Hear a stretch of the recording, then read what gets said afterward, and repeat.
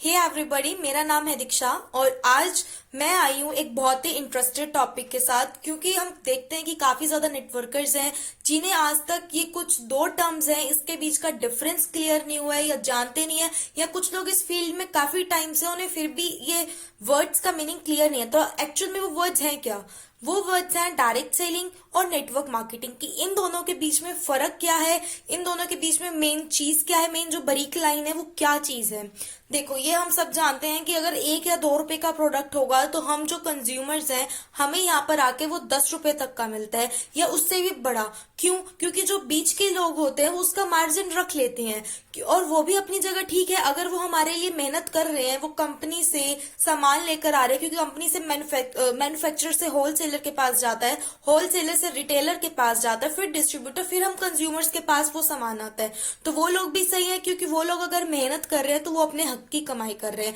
पर क्या ऐसा कोई तरीका नहीं है कि हम डायरेक्ट कंपनी से ही अगर हम सामान ले लें तो अगर हमारा बीच का ये जो खर्चा है वो बच जाए? ऑफ कोर्स ये बहुत काफी टाइम से हमारे बीच में ऐसी इंडस्ट्री है जिसकी वजह से ये पॉसिबल है कि हम डायरेक्ट मैन्युफैक्चरर से सामान ले सकते हैं और जो बीच का प्रॉफिट है वो हटा दिया जाता है। तो अब हम मेन टॉपिक पर आते हैं, डायरेक्ट सेलिंग और नेटवर्क मार्केटिंग के बीच में, कि इन दोनों के बीच में मेन फर्क क्या है। देखिए, डायरेक्ट सेलिंग, हम वर्ड्स के ऊपर जाते हैं। डायरेक्ट मतलब सीधा, बिना किसी बैरियर के। सेलिंग मतलब प्रोडक्ट को सेल करना। तो हम इसको दो तरीके से देख सकते हैं, एक सेलर के पॉइंट से और एक डिस्ट्रीब्यूटर के पॉइंट ऑफ व्यू से। सेलर के पॉइंट से क्या है कि जो सिर्फ कंपनी का प्रोडक्ट यूज कर रहा है या आगे लोगों को बेच रहा है, और डिस्ट्रीब्यूटर में क्या है, जो कंपनी का प्रोडक्ट यूज कर रहा है और आगे उसको प्रमोट कर रहा है। डायरेक्ट सेलिंग में कंपनी खुद प्रोडक्ट बनाती है, और नेटवर्क मार्केटिंग में ऐसा होता है कि कंपनी, जो मैन्युफैक्चरर कंपनी है, वो किसी और कंपनी को या किसी और डिस्ट्रीब्यूटर्स को हायर कर लेते हैं कि पर्सन टू पर्सन अपने प्रोडक्ट्स को शेयर करवाती हैं लोगों के थ्रू।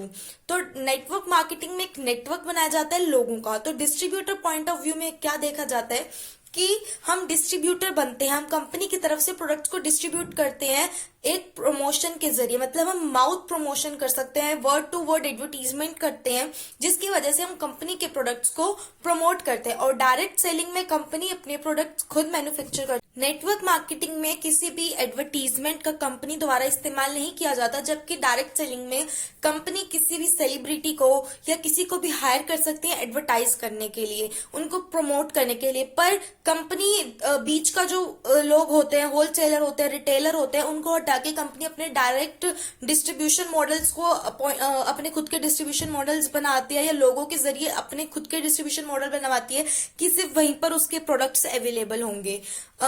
अगर हम डायरेक्ट सेलिंग का अगर एग्जाम्पल देखें, हमने अगर मीनिंग पे गए तो क्या कि कंपनी अपना डायरेक्ट सामान बेचती है, कंपनी डायरेक्ट लोगों को सामान अपना सेल करती है बिना किसी मीडियोकर के। इसमें अगर हम एग्जाम्पल लें मैकडोनल्ड्स का, डोमिनोज का या इन सब चीजों का, तो ये भी तो डायरेक्ट सेल कर रहे हैं। क्या हमें डोमिनोज का पिज्जा कहीं और से मिल सकता है? नहीं। पर इसमें फर्क है कि फ्रेंचाइजी बेस्ड होते हैं, ये फ्रेंचाइजी लेते हैं कंपनी की, जबकि जो डायरेक्ट सेलिंग की, जिस डायरेक्ट सेलिंग की बात मैं कर रही हूँ प्रोडक्ट्स रिलेटेड, उसमें फ्रेंचाइजी वाला सिस्टम नहीं होता है। उसमें सिर्फ डिस्ट्रीब्यूटर्स अपने प्रोडक्ट को आगे डिस्ट्रीब्यूट करवाते हैं।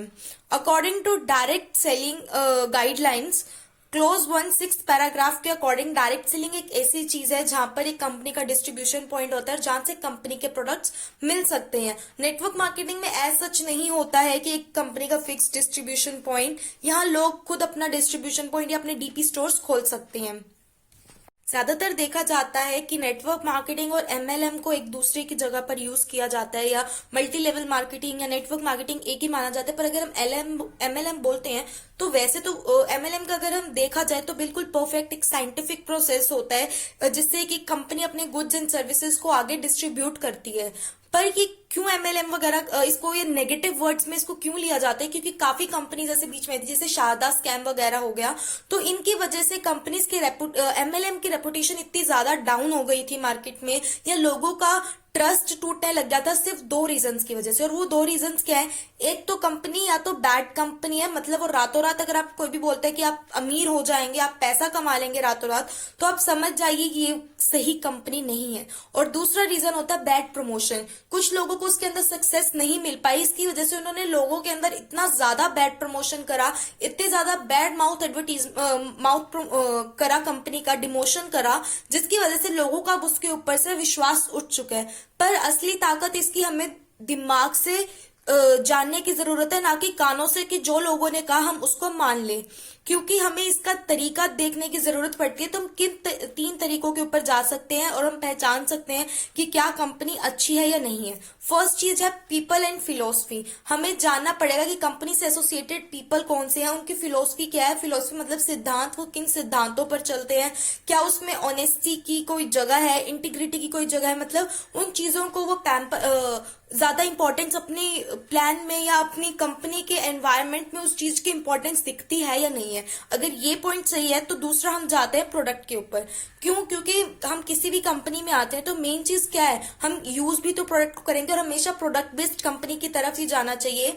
क्यों? क्योंकि हम अगर पैसा लगा रहे हैं प्रोडक्ट लेने में भी, तो हमारा कहीं ना कहीं पैसा तो लग ही रहा है ना, चाहे हमें बदले में प्रोडक्ट मिल रहा है। पर हमें प्रोडक्ट की क्वालिटी देखने की जरूरत है कि सिर्फ ऐसा तो नहीं है कि प्रोडक्ट के नाम पे बिल्कुल खराब चीज दे रहे हैं, और मेन उनका मोटिव है कि लोगों से पैसा निकलवाना और रातों रात गायब हो जाना। तो वो गलत कंपनी हो सकती है। तो आपको प्रोडक्ट देखने की जरूरत है कि आप प्रोडक्ट यूजर फ्रेंडली है या नहीं है, या आगे प्रोडक्ट ऐसी चीज पर निर्धारित है या नहीं है कि कल को चेंज क्या होने वाले सोसाइटी में, लोगों की नीड्स के अकॉर्डिंग वो अपने आप को एडजस्ट कर पाता है या नहीं कर पाता है।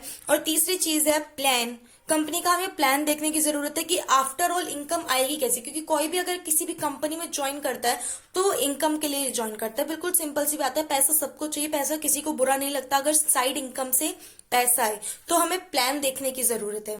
इसीलिए ये डिसीजन आपका है कि आपको कौन सी कंपनी ज्वाइन करनी है, क्या करना है। देखो सिंपल सा, आप कोई भी ज्वाइन करो, अगर आपने देख लिया प्रोडक्ट बेस्ड कंपनी है, सिर्फ पैसा लगाने या लोगों को जोड़ने वाला काम सिर्फ ये ना होकर प्रोडक्ट खराब है, आपने देख लिया कि कंपनी अच्छी है, उसका प्लान अच्छा है, उसका प्रोडक्ट अच्छा है, उसके बाद डिसीजन आपका है कि आपको किसके लिए जाना है, आपको कौन सी कंपनी चूज करनी है। क्योंकि चूज योर कंपनी वाइजली, उसके अंदर आपकी खून पसीने की मेहनत लगेगी, आप उस कंपनी के लिए काम कर रहे हैं। माना आप खुद के बिजनेस ओनर हैं, खुद का आपका एक बिजनेस चल रहा है, ये साइड बिजनेस है, पर कहीं ना कहीं प्रॉफिट तो उस कंपनी को जा ही रहा है क्योंकि आप उस कंपनी की सेल्स करवा रहे हैं।